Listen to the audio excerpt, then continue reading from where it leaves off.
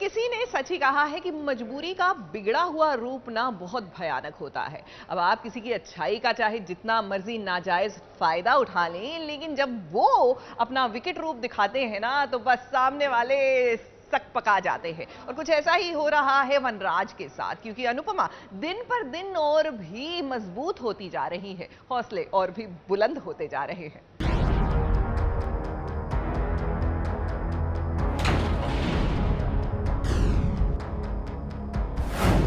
काव्या और मैं बहुत जल्द शादी करेंगे। ये तो बहुत अच्छी बात है। आप तोसू की शादी से पहले शादी करेंगे या तोसू की शादी के बाद या फिर उसी दिन का मुहूर्त निकलवाया? बस इस बार रिश्ता ठीक से निकलेगा या फिर झूठ ठीक से निकलेगा। अनुपमा का हौसला, उसकी हिम्मत दिन ब दिन बढ़ती जा रही है। अब वो डटकर अपने पति की हर चाल का जवाब दे रही है। अब आपका नाटक इतने साल चला। वनराज ने अनुपमा को परेशान करने के लिए कहा कि वो और काव्या जल्द शादी कर रहे हैं।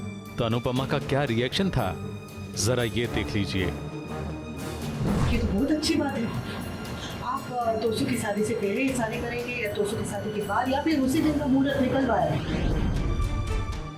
अनुपमा का ये रवैया देखकर वनराज तो परेशान हो गया और गुस्सा भी।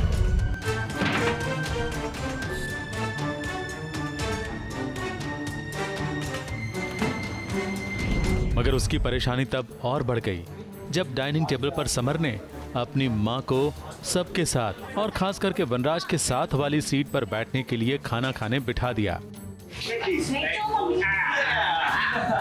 और फिर जब लीला बा ने पहू अनुपमा को वनराज के लिए खाना परोसने के लिए कहा, तब अनुपमा ने स्पष्ट शब्दों में यह कह दिया कि खाना खुद ही ले लो। आप खुद ही ले लीजिए।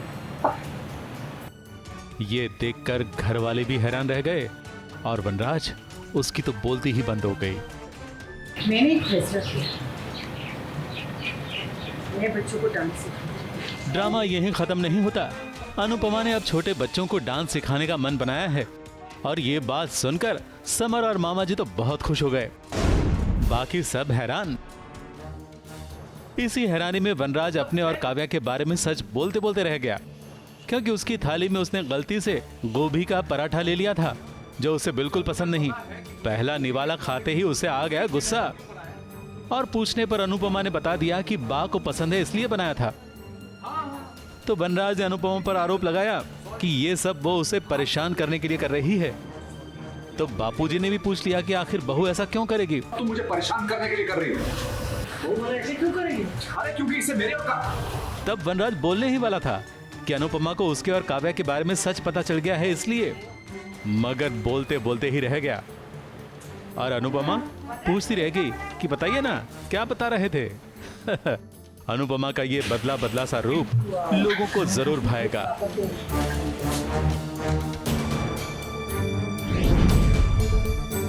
ABP news report.